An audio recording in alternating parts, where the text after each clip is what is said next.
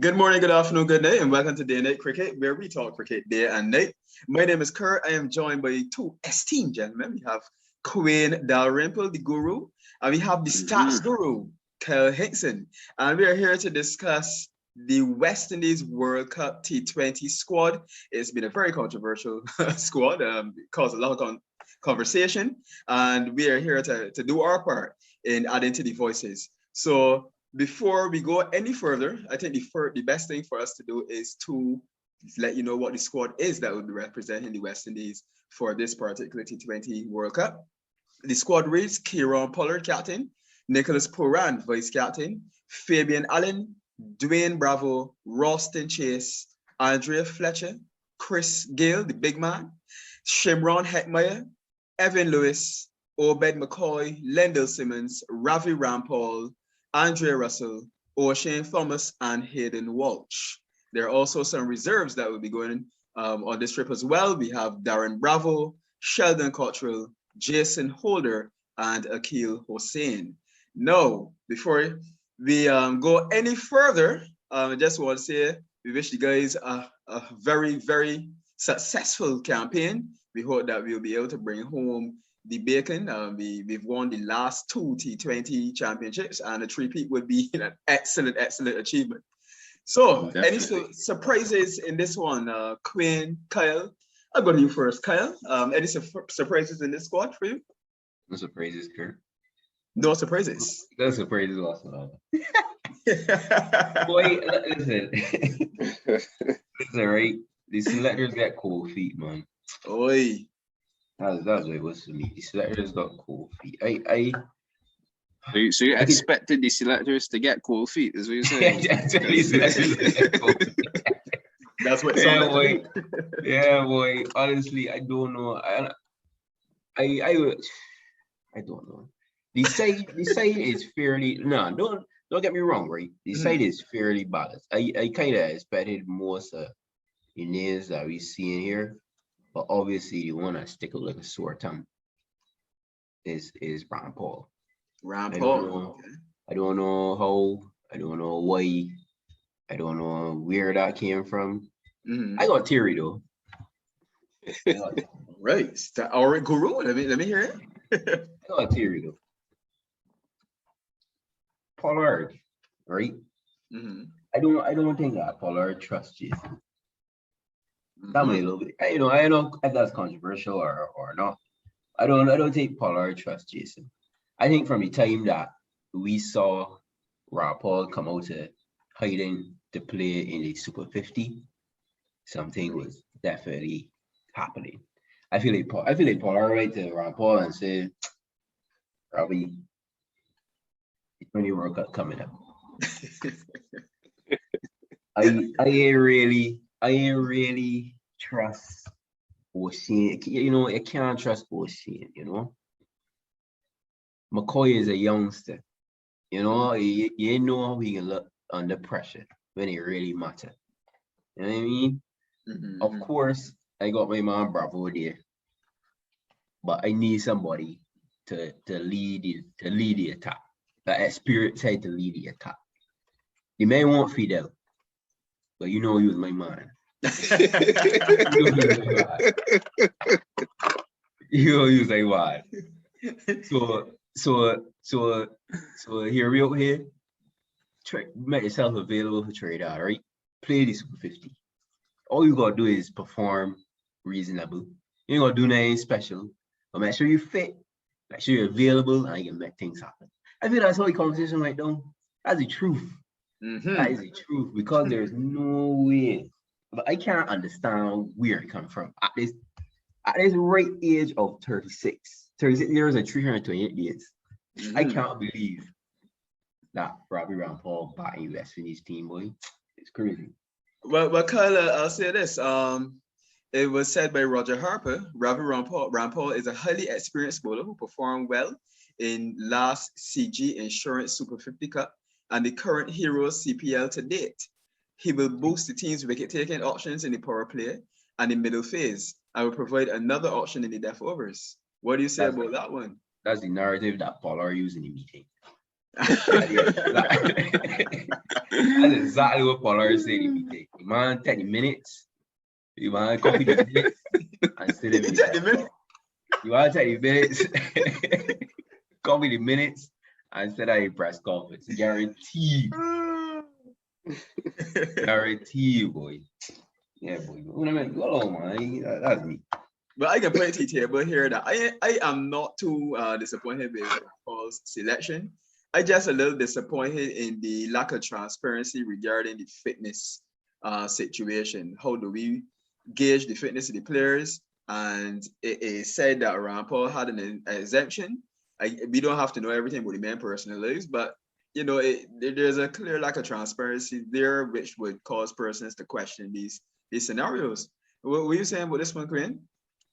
Yeah, Kurt. I want to deal with this fitness thing on a separate topic because I feel we should talk about the team first and then talk about fitness because this fitness thing baffles the mind, Kurt. It baffles the mind. Now, man, as we all fitness, let me talk about it all time.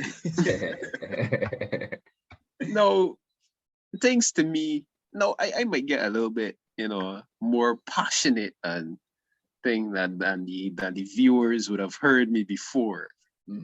But that is because things to me need to make sense. No, right. I ain't saying that I need to agree with them, but I need to be able to see where the reasoning and the sensible approach is in all this. And not just that, as Kyle said, Pollard pull Ravi aside and say, look, World Cup I want you just play and we sort out. Right. Because really and truly, that's exactly what it's looking like. Because how can you drop a man 6 years ago? And the main reason why he can maintain a spot was why? Because he can maintain his fitness. He was always injured. He had a slight weight problem. Yeah, boy. No, I ain't saying that man can rectify these issues. But you cannot, well, not can because it happened. But you should not logically drop a man 6 years prior for fitness reasons and then pick the man in a World Cup squad on a fitness exemption. Would that make sense? Well, I understand the man is now 6 years older, 6 years less fit. Let me not say 6 years less fit, but 6 years older. If he had issues with fitness then, should he not be the prime man that had to pass the fitness test to get the site? You must do a fitness test there. But that's what he's saying. But I must say, what I agree with that in theory. I mean, there must be something there that the man feel as though he can stand up throughout this tournament. Yeah, I mean, we don't know the cause of the exemption. And I ain't coming out to bat for Rampaul, but I just want to provide a little bit of balance about it. You know, his age should not work against him. Right. No, I ain't using the age. Don't get me wrong here. I ain't using Rampaul age against him. I using the fact that he get dropped 6 years ago because of fitness issues. So 6 years later, I don't see how you could pick him without a fitness test or give him a fitness exemption, give him an exemption and pick him on that basis. Because why then you drop him in the first place? I mean, I know. I can't pick Rampaul simply because I don't think that Rampaul played cricket in the last 6 years. Rampaul played six games this year. I met the World Cup squad. That's crazy. That's a giant, That's crazy. That's crazy, boy. Yeah, I know. I think with that experience, I can even stomach going a man like Emmerich. I know Emmerich played cricket consistently. Emmerich? Listen. If Rampaul can play away, Emmerich can't play. But Emmerich playing cricket? Well, man's play CPL every year. Kurt. Fair enough. I haven't heard his name in so long. Man's do fairly well every year, boy. But I know he had a front row seat to collect a winner's medal this year. But it's true. you know, but as you're right, Kurt, I don't think that his age should be used against him, and I don't want that to be the narrative, because I know age can come out here again tonight. I 100% sure. Hey, But Mike. but I don't want it to seem and appear that I saying the man is too old, don't pick him. That's not what I'm saying. What I'm saying is that logic and reason prevailing. In 6 years, I feel if you're dropped, and this is on the premise and the basis that you cannot maintain a spot based on fitness, nothing else. Right? This is just based on that premise that he cannot maintain a play and a spot based on his fitness. 6 years later, if he has improved, then kudos to Rafi. But if he has improved, I don't see why he needed the exemption. I don't know. As you said, I can't speculate as to why the fitness exemption was given. It would be nice if you know, the requirements or, you know, some sort of transparency was there as it relates to how these exemptions are granted. Again, not saying that you got to reveal medical history or anything, but it would be nice to know on what grounds the exemption was granted, and not just that you want the man and need him to play, and you know that he can't pass your fitness test, so you give him one. Right. You know, I think that that's where a lot of people in the region are as it relates to Rampaul and being in this side. It just seemed like blatantly obvious that he can't pass the fitness test, gay exemption. You know, we want it there, but I don't know. Yeah, it's unfortunate that we don't have all the answers. Not that we have to know every single thing, but you know, to quote Philo Wallace, he was quoted as saying in the Best and Mason show, I don't think that players should have exemptions. This is serious cricket. We're going to play. That's how he felt about it. And I think that a lot of persons also have that particular view. So when we speak about exemptions, I suppose now Chris Gayle has to come into the conversation as another man who has been granted an exemption. And we know that Chris Gayle had some issues with his heart throughout his career. And my assumption is that is why he is granted the exemption. But I guess one of the major parts of contention has been, does Chris Gayle merit a place based on his returns? What do you guys think about that? Let me jump in here, right? Because man know as a Chris Gayle. You this one. Man know as a Chris Gayle man here. Please right? Do. No. For the first part on fitness standards, no, I feel unless, as you say, Kurt, is related to a genetic condition, or if he has been granted that exemption because of a heart problem or any other issue that, you know, isn't simply he can't pass the fitness test, sure, fine.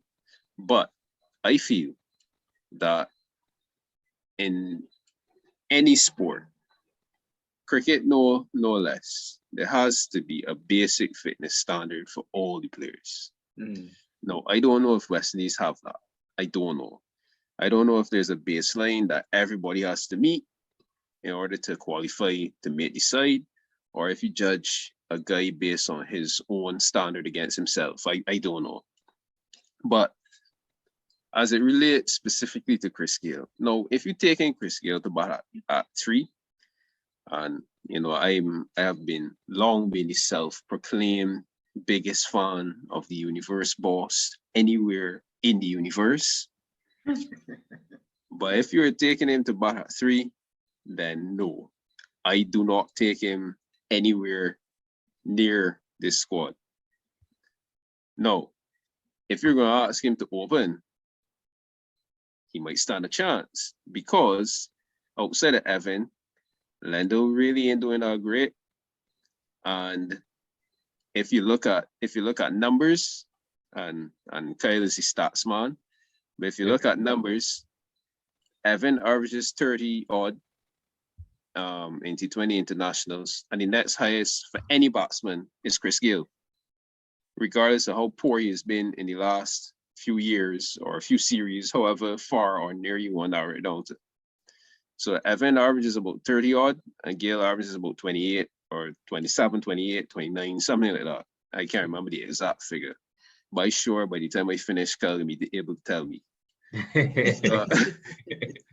But those guys, Evan averages over 30, Chris Gayle. And the next closest run comparison is about 4 or 5 runs off between the two, after the two of those. You mean averages? Yeah, in terms of averages. No, same as I did. I thought about T20 internationals. Same as average 27. Well, there you go. 27, 29, and 30. 29, yeah. That's about it. That's about it there. Mm-hmm. Now, in addition to that, if you look at where the World Cup is being played, Gayle has averaged over 40 in Dubai in the IPL for the last 2 seasons, being played exactly where the World Cup is going to be played. So if you look at it from a numbers perspective, I can argue for him. But I am the last man to pick a team based solely on stats, based solely on numbers. And if you look at what's happening, he had a bad CPL, had a bad tour against Australia, Pakistan, Sri Lanka, whoever. He has not scored, and he has not been consistent within the past year, 2 years, may even be 3 years in terms of playing cricket for West Indies, right? Does he merit a spot based on that? No, definitely not. To go at number 3, worse yet, no. Right? But can Chris Gayle still give you something at the top? He might be able to. Do you have another standout option that you could definitively say he's like years ahead of Chris? No. So if you're taking him and you're taking 3 openers, let's say Evan, Simmons, and Gayle, and one of Simmons and Gayle will vie for that opening spot with Evan, I could allow that. I could understand that. I can accept that. Outside of that, no, not taking him at all. And some might even argue, even to open, no, they're not taking him. And I can't argue with that either. I can't argue with that. My basis for saying, well, I can understand taking him to open is that 1, the other options aren't better than even a failing Chris Gayle at this point in time. And 2, the numbers are there to back him. And those numbers are going to be mostly from him being at the top of the innings. Right. So that's how I feel about that. Would it be a big shock, or would I be outraged or anything if he didn't make the 15? No, definitely not. Definitely not. But I think most of us realize that this is you see, I think what happened here is that West Indies look at Shiv and the other guys that they were accused of forcing out and you know being a bit quote unquote disrespectful to them on their way out. And I think they went a full 360 here. Sure, well, all right. Yeah. I said, well, look, we giving this man this sentimental trip, and hopefully he could win a World Cup and bowl. That's how I see it. So I would I take him, depending on his role, he would stand a chance. He would go as my, and I think it told Kurt this, he would go as my backup opener. It's like I'm gonna go Lendl and Evan. Gayle would go as my backup opener. Yeah, I could see that. Would I take him to bat number 3? Definitely not. If he's not going to open, he stays in the Caribbean. Or if you want to watch your World Cup, he will stay in Dubai with Kings 11 Punjab after. Well, I know Kyle is another big Chris Gayle man. You have any different thoughts on that? I don't think that I've ever said that Chris Gayle should have. I don't believe Chris Gayle should have gone. I think that from the beginning, my opinion was if Chris Gayle at 3, should be here. Yeah, he doesn't. To me, he doesn't really add anything at three. I agree. There's no real reason for him being at three. Besides the fact that I don't know. He may trying to find a spot so Chris Gayle's name could be on the team sheet. Mm-hmm. I mean, can argue and say this body should be behind three for the West Indies in the T20 side and have much to back that. Besides the fact that Gale is 41 and can't see the ball.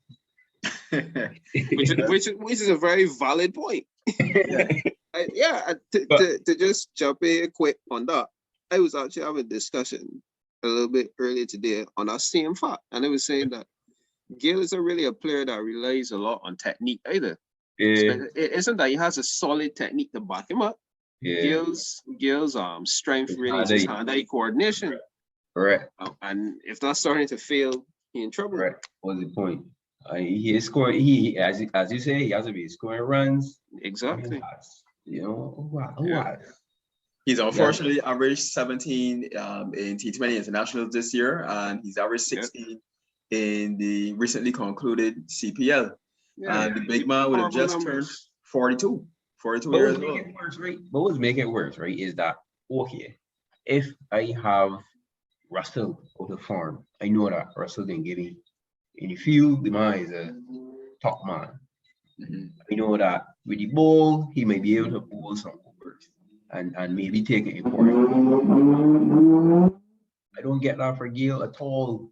Mm-hmm. So if Gale is not firing with the bat, what's the point? Right, I agree very much. He might be able to get 2 tight overs of off spin. Yeah, that's been my thing. I've said that about Shannon too. That Shannon, when we were talking Test cricket, Shannon got one job, bowl fast. His job is hit sixes. But I guess maybe they're looking at it as the way how we see West Indies have been playing recently. Simmons being just flat out going 100 foot flat on the accelerator, just going. I mean, if that's the thing, Simmons and Lewis just flat out go in the first 6, and then if we lose early, we got Chris Gayle there to come in and take a couple balls and stabilize or whatever the case. That's the only possible scenario. I just think that the only possible scenario. Yeah. I mean, if he gets his eye in and he comes off, but his ultimate destruction. I guess unfortunately in recent times, Gale's taking a few balls to get his eye in and then be dismissed, and that that's it looks pretty bad, Yeah. But when I look at the reserves, I mean, Kwayne, you made the point, and Kyle, you backed it up, that there's nobody like years ahead. When I look at this reserve list and I see the batsman in reserve is Darren Bravo, that doesn't really inspire a whole heap of confidence for me personally. To me though, if it was a drop Chris Gayle, I would have behind 3, and then come down the line from there. Pour out 4, pull out 5. So you don't play Roston? Oh yeah, Roston. Yeah, I think Roston should play actually. So Roston has to play. Roston has to start. I would put him at 3. I would have him at 3. Especially if a wicket falls early. I want Roston in, and your job then, if pressure is on us, is to get eye in, play normal cricket, back to the 15th, get out, and let Pollard come and swipe by ball. Yeah, Roston, that's fine. I know Roston 3, heading for round 5. But I think it's critical that West Indies have another batsman in that team. I don't like Puran at 4. Yeah, a little too late. So then I guess you play both Gayle and Roston. well, they being play Hetman. As a Hetman man, Hetman got to play me side like 10. Anything anything they play, Hetman got to be side. So right, I thought you had included Hetman already. Oh no, Roston 3, Hetman 4. Yeah, okay, right. I mean, those 2 players offer some flexibility, because if we lose Evan at the top, Hetman could come in for the left-right combination. Likewise, Roston can come in if Simmons is dismissed. And then you go down the road from there. You just know that those 2 have the role of stitching the innings alone, and then the guys after. I mean, if you need somebody else to do it, you have Dwayne Bravo who can offer that role as well. And then the other guys can just come in and beat the ball straight on to the end. Back 6 overs, 6, 7, 8 overs. Yeah. And let the rest do what they gotta do. Yeah. But we spoke about anything that might have been a surprise. I think O'Shane Thomas was another name that surprised me a little bit. I understand that he was picked based on my understanding of what is said and what has been said throughout the year, that he's been picked as an impact bowler. I don't know how I feel about that, to be honest. However, I've always said that O'Shane is a man that should be there and thereabouts, continue to get some work because he has something to offer, and hopefully the work will, continue to improve him, his skills that he can offer to the West Indies. Yeah, but impact bowling the squad. What you guys think? Yeah, we need it. They need one. So, I mean, it'd be O'Shane, or it would have been Dean Smith. Okay. Yeah, well, you see, I don't know. You see that O'Shane and O'Dean comparison, to me, that was a very obvious choice there. I'm very sorry. But O'Dean bowling faster than O'Shane, bowling better than O'Shane. He could bat better than O'Shane, and he could feel. See, no, this is what I say double starter here, right? I don't get it. No, this is double starter here now, right? I bet no. So this way, in terms of the conversation thing in the boardroom again, right? I would love to be regularly. I can see the man saying, yo, it's a World Cup. We give him money. I can say one thing before you say that there, because it might change the thought process. They said O'Dean if it. They said O'Dean is if it? They said O'Dean failed a fitness test, yeah. I don't know that. No, if O'Dean Smith, if O'Shane Thomas is fitter than O'Dean Smith, I will walk to Mars. Yeah, I don't know. But you see now, we don't know what are the criteria? Is it that if you are a certain BMI or something, if you are over 6 foot and over a certain weight, your bar is here. But if you're under a certain height, under a certain weight, your bar is here. Because if that's the case, O'Dean is my height or a little bit taller. We go 5, 7, 8, and O'Shane 6, 3, 4. So he can fall into the Chris Gayle category, or our category. Well, I don't know if that's what it is, right? But regardless, that would be nonsense, by the way. I don't know. You don't know. That's the problem. Russell fitness test. I don't think Russell had to do one either. I don't think Russell, Bravo, Pollard, Gayle. I don't think none of them had to do fitness test. Rampaul. I don't know, man. But I fail to see how, based on any criteria. No, it's if you base it on I don't even know, but the man bowling faster than your impact player. You had a chance then because you barely fit this test. Well, boy, right. I don't know. I need to. Well, not only us, but I feel a lot of people in the region feel like they need to have some sort of insight as to what the fitness standards are. I don't know, man. I don't know. You need to have some inside information. You need to pull on these things. Yes, I mean, it's interesting. It really is interesting. And the since we're speaking about fitness tests, the other player who was spoken about was Mr. Rutherford, Shurfane Rutherford, and he did quite well in the early half of the Hero CPL. He had some good returns. In fact, he had, I think it was 3 half centuries in his first 4 innings, if I'm not mistaken. And he looked the part as well. He was dominant, but unfortunately, he was not able to get a place due to not meeting the fitness standards. And further to that, Rutherford seemed to be unaware as to what was required of him. And Roger Harper believes that he should know what is required of him, which I agree. Any thoughts on that particular omission? I can't argue for Rutherford. You know why? Because Rutherford can bat 5, 6, 7, and there's no way that he can make the team batting 5, 6, 7. Well, I feel like I can argue for Rutherford because if Bravo is gonna go as a reserve. Oh, Darren. Darren, yeah.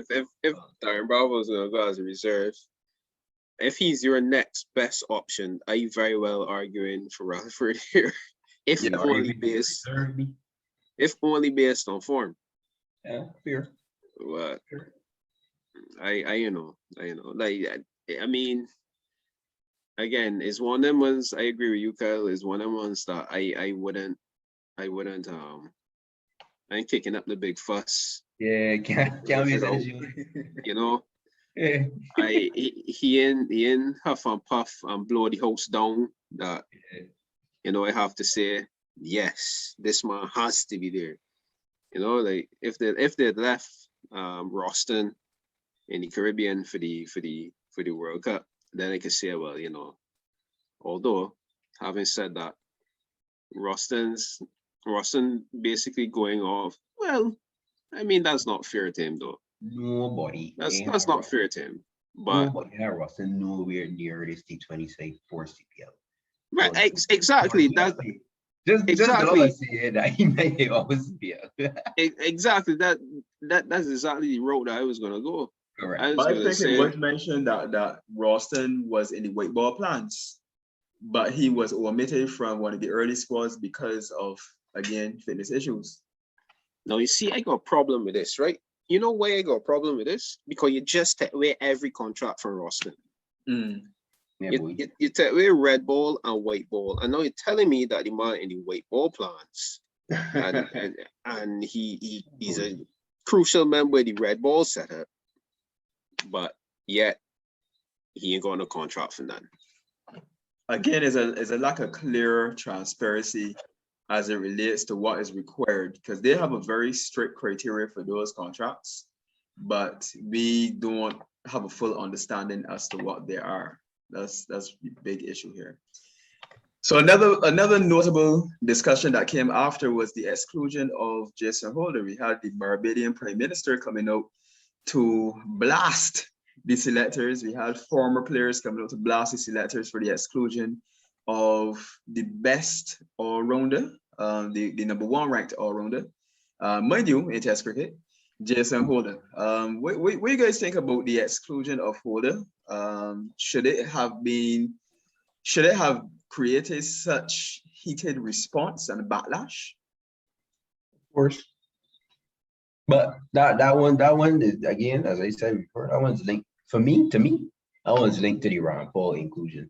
That's the only logical explanation to that.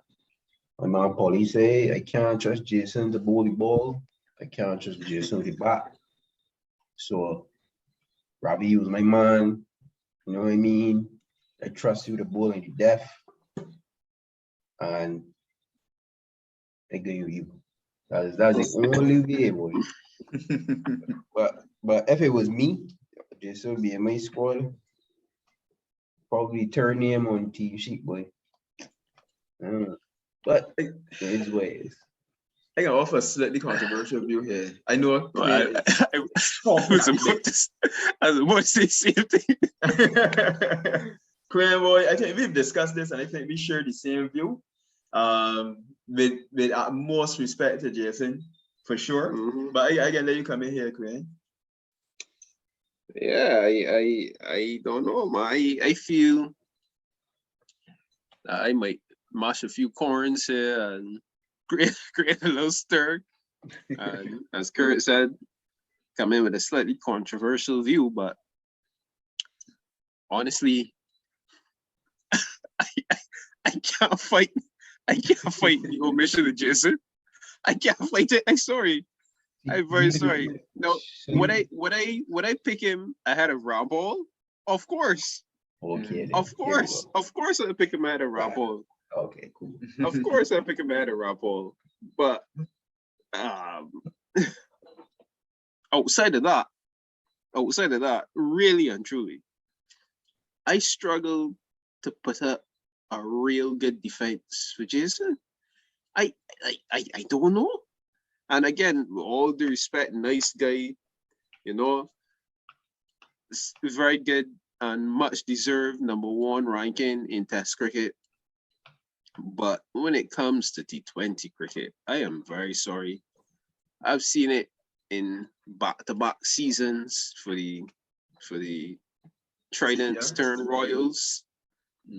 I've seen it for West Indies. The only about 4 or 5 innings that Jason has played, to my memory, of any that showed me anything that would encourage me to jump on this bandwagon, saying that it is a great injustice not to have Jason in the team, is those few innings that he played for Hyderabad when he came in late, for Sunrisers Hyderabad when he came in late last season, and when he went to the Big Bash and he played another few good innings there. Outside of that, I am very, very sorry, and I've tried very hard to say that yes, it is a big injustice to the vote. I have tried very hard to say it, but I can't. So y'all may really based on his batting performances, or y'all looking at the way how you say it, are you looking at a team? I looking at 2 men in particular that bowl in your ball for West Indies, Omission and Rampaul, and they saying if the 2 of these men can make the team, Jason Holder to bowl in your ball and to feel that long off and to maybe play a one important innings the whole tournament to make the team ahead of these 2 men. And I agree with that. I share that view. We agree with that. We agree with that for sure. Why you gonna answer that, doing, Kyle? I think that what goes against Holder is that when you ask Holder to come back in the second spell or even a third spell, he usually is extra, because usually a bowler would be expensive at that point, but he is usually extra expensive. And for Jason Holder to be effective, I feel as though Jason has to bowl all he overs at the top. I don't think he can come back. And I think honestly that's what's coming back. Yeah, I think that's honestly what has counted against him, because there's also no settled role. And for me, bowling is his first suit in T20 cricket, right? But no, if you must expand beyond that, there's no settled batting rule for Jason Holder.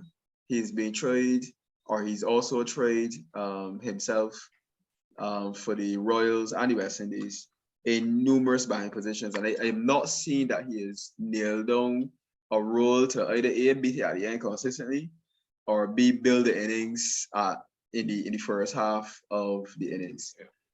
I agree. So with those things being a little bit inconclusive, I think it works against him.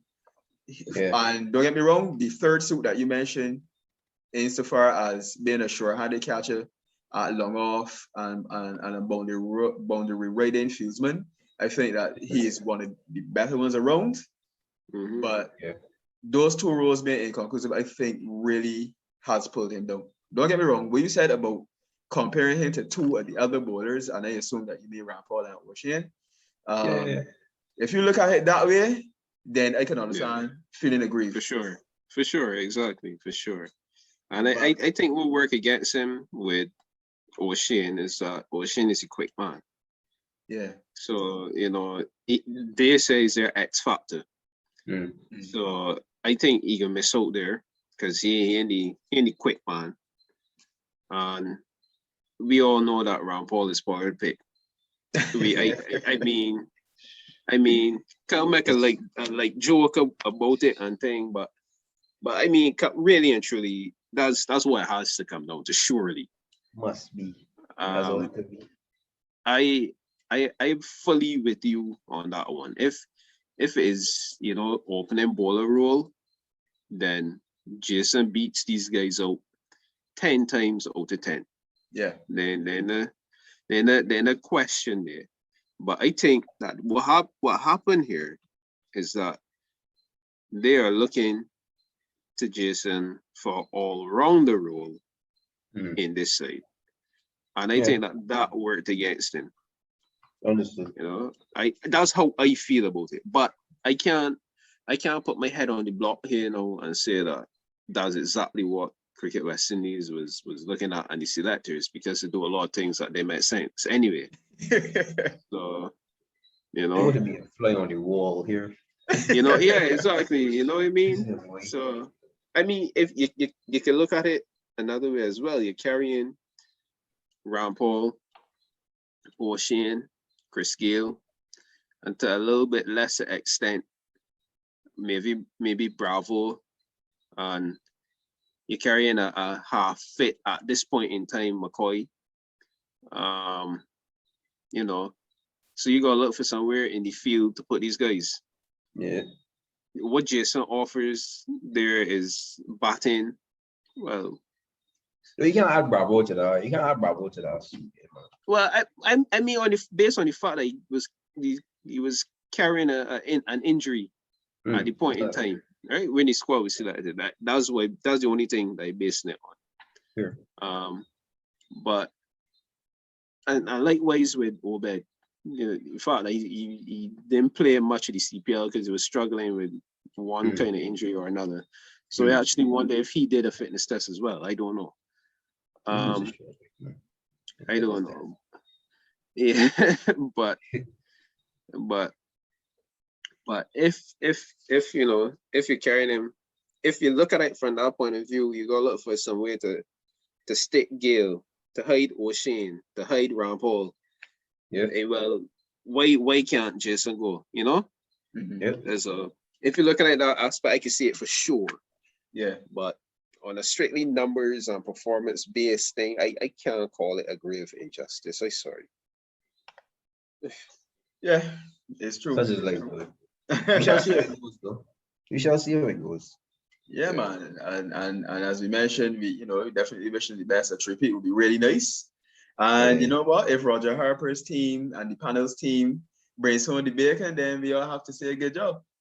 Correct. I don't think that's gonna be the narrative though. I think we're gonna hear a narrative of West Indies winning in spite of the team that they went, not because of the team that went. Well, but, that's also true. It depends on the performances that are put on the field by those players. Yeah, man. For sure. Well, guys, it's been absolutely fantastic having this conversation. We haven't had one in a while. So I'm very stoked that we were able to have this conversation and discuss this squad. Thank you to the listeners. Definitely let us know any feedback that you have on this squad. What changes you would have gone with if you had any differences to what was announced. We'll be available in the comments to reply, agree, disagree, and of course carry on the dialogue. So we're saying out. Have a blessed one. Blessings.